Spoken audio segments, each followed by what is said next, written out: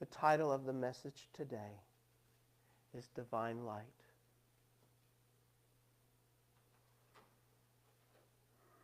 The Daily Word today talked a lot about this divine light. The wisdom, the light, the understanding, the life energy.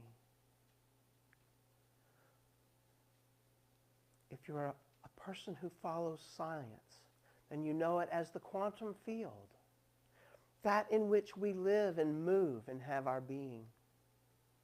The mind of God, God itself, divine light. In Genesis, we read that God said, "Let there be light," and there was light. That word light in the Aramaic language, the language that Jesus spoke, was Nura. Nura really, in its direct translation, means a reflection of the divine light. If Moses, who we think gave us Genesis, was telling us divine light, then he would have said Ra. But no, we have that word Nura. Let there be a reflection of the divine light. And we are part of that reflection. That is the quantum field that we're living and moving in. We are this expression of God in the universe. This reflection of the divine light. And when we are born, I talked about this a little yesterday, and that's why I have this lantern on the slide behind me. Because when we're born, that light inside that lantern is pure, pure essence. There is no corruption from accumulated education. We are pure and innocent. 100% a reflection of the divine light. And almost immediately our education begins as we learn to cry to get what we need. And there begins to be a buildup on the glass of the lantern. When the glass begins to build up this stuff, the divine light doesn't shine so cleanly anymore.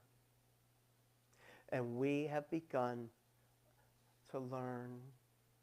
We have begun to hold on to beliefs. Beliefs that aren't always the best belief for us to have in relation to the world. In fact, someone might tell us, because we're singing so loud in the car or in the shower, just hush, you don't sound very good. Or that is really getting on my nerves. And you take on a belief then that you can't sing, and we can all sing. We just might need to find our key. My handwriting, I can remember as I was learning to use a pencil, my handwriting was terrible. And you know, it still is. I think I took on a belief that it's difficult to write clearly. And I'm still working on that belief. These beliefs that we take on that aren't really true stay with us. And so part of our work as we walk our spiritual path is to release those beliefs so that that light can shine through, that divine light can be pure again, and we can act from the highest self that we are. When the lantern begins to be so covered up with these false beliefs that we feel separate, that we feel angry, that we feel afraid, then we're living down here in this blue part of the triangle. This blue triangle is our sense of separate self. The word that Jesus used for this was napsha. Notice how when you say napsha, you close off the air of your breath as you pronounce the word. It's a sense of being alone. And we're never alone. At the beginning of the service, we talked about the Christ light that's always in us. So you can see from this diagram that as much as we feel separated, the divine light, this yellow triangle, comes all the way down to the bottom of the blue triangle. It is always with us, this divine light. The more we can begin to clear away this gunk so that it has no influence over us, it doesn't go away. You see, even when we get to this pure divine light, it's still there, but it's not got power over us anymore. Carl Jung talked about it. He called it the shadow.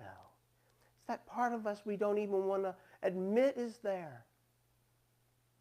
But as we get rid of those beliefs, the light shines through us more and more. I can remember, it was about 7 years ago. I don't have a clear reference for exactly what year, but it was at the New Year, and I was taking a workshop about setting my intention for the year. And during this practice, we went into the silence quite a bit together, and we were looking for that divine guidance that we went for today as we prayed. And at this point, I was very frustrated with my job, and I desperately wanted a new job. And so I was looking at that, and I was really looking for a new job. And do you know what I found in the silence? You know what the guidance was that I found? Was that I could have a new job and still work in the same place. I was given an affirmation. And every morning when I got out of my car and I was walking across the parking lot to my job, to my new job that was in the same place, I said, today I will earn my wings. Well, Unity used to use wings as its symbol because wings lift us up. They bring us out of this separate self into our divine light. Today I will earn my wings. You might have heard that saying. It was an advertising slogan for one of the airlines. I'm not sure which one. But it stuck in my head, and maybe that's where it came from as I brought this out of the silence and into my life. And I began to affirm that every day. But for me, it not only meant operating from my authentic self, from my highest self, where spirit is the active voice in my life, instead of these false beliefs and this shadow self. It also reminded me to do my best. And you know, when I'm not feeling separate, when I'm not angry or frustrated or worried or afraid, it changes the body chemistry. You might have heard of fight or flight mode. Fight or flight mode is always separate self. And what it does biologically is it grabs all of the nutrients that are flowing through our blood and it moves them into our large muscle groups so we can get ready to run away from the dinosaur that's threatening us or the saber-toothed tiger. But when I'm worried about what my boss is going to say or about this thing that happened that I've got to tell him about, is there a dinosaur fixing to threaten me? No. But my body responds as if the danger were that great. And here's what the deal is. As all these nutrients and all this energy goes to those large muscle groups, where does it not go? It doesn't go to our brain, which we desperately need before we walk into the office with the boss.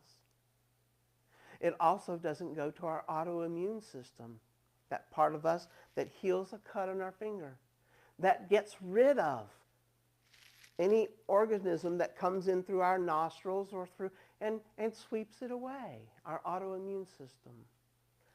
All of those systems are ignored when we're in fight or flight mode. But as we take a deep breath, as we bring ourselves to center, we begin to rise up. Maybe we don't get all the way to the top, but boy, we feel a whole lot better. And this separate self doesn't have the influence that it used to. And we're operating from our authentic self, the truth of who we came into this world to be. Jesus uses the word ruah. And notice how open it is. When you say ruah, you don't close off that breath at all.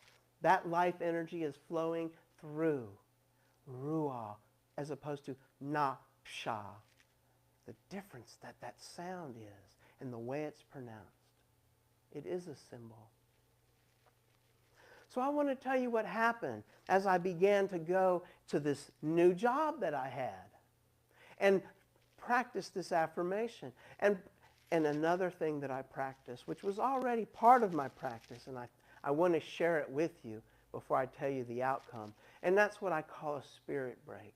Anytime I was between a task, whether it was I just finished inspecting one part and I was about to start another part, I would take a spirit break. It might only last a few seconds, taking a deep breath and just releasing it, relaxing. Remembering the truth of who I am, that I am not separate from God, that God is right here with me now and in every now moment. Resting on faith, that divine light shining through. And then I get the next job that it is that I've got to do. You might guess, I work at a machine shop. And so I was an inspector at this time, and I ran an inspection machine. And I had had a pretty poor review before I found that affirmation and began this new job. But do you know, when I had my next performance review, I had all of the highest ratings. And this is from a manager who doesn't give the highest rating ever. And when it got to top management and I got my raise, I got the largest raise I'd ever gotten since I worked there. Was it because I had a new job? I really think it was. It was my attitude changed. Everyone around me could feel it and sense it. My performance increased because I was living from this place of authentic self instead of shutting down and being angry about things that were going wrong at work. Did I still get angry? Yeah, I did sometimes. But I was getting better and better at letting that go and moving into the higher self. Fast forward, this 7 years.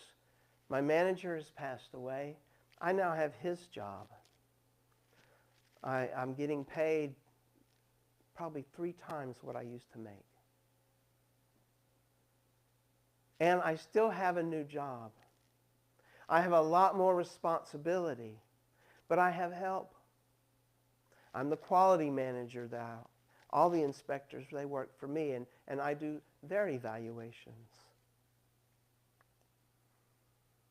So I got my new job.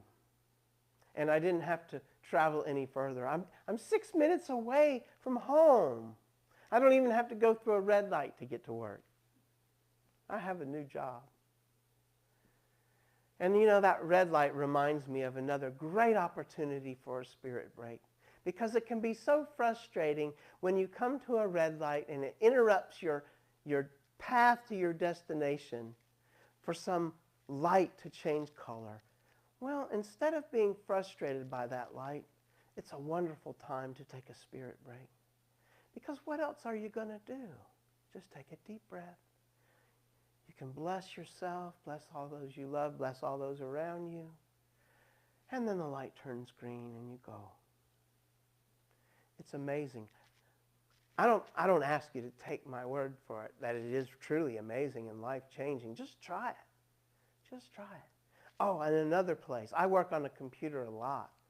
And so I click on something, and our server's getting old. So when I click on something, quite often there's an hourglass that just starts to spin. Or I think lately it's just a circle, a little blue circle that spins round and round. And my immediate thing that I want to do is to click on something else. Well, now, instead of clicking on something else, I see that little circle spinning there on my computer. I can just pause, take a deep breath, and have a spirit break. No one ever knows it's happening. It's an inner work. So, that divine light that's in us now and has always been in us since we've been in this life, in this body. I believe that we are that divine light. And I believe that there's nothing out here that's not a part of that divine light, in whom we live and move and have our being.